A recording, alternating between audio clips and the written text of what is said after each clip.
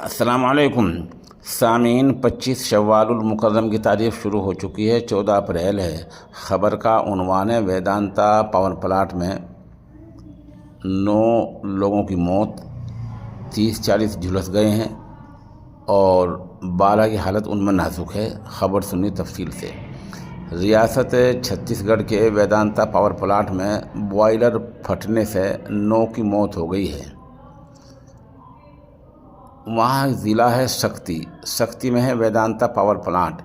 آج منگل کے دن دوپہر کو یہ حادثہ ہوا ہے۔ اس میں 9 مزدور ہلاک ہو گئے ہیں۔ پولیس کے اعلیٰ افسر نے اس کی تصدیق کی ہے۔ 3 مزدور تو موقع پر ہی دم توڑ گئے۔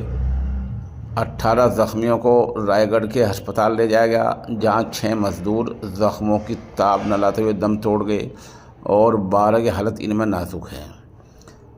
بتایا جاتا ہے کہ اہل خانہ نے وہاں ہنگامہ بھی کیا ہے۔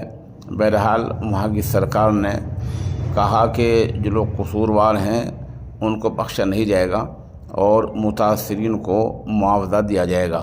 ابھی خبر اتنی ہی ہے۔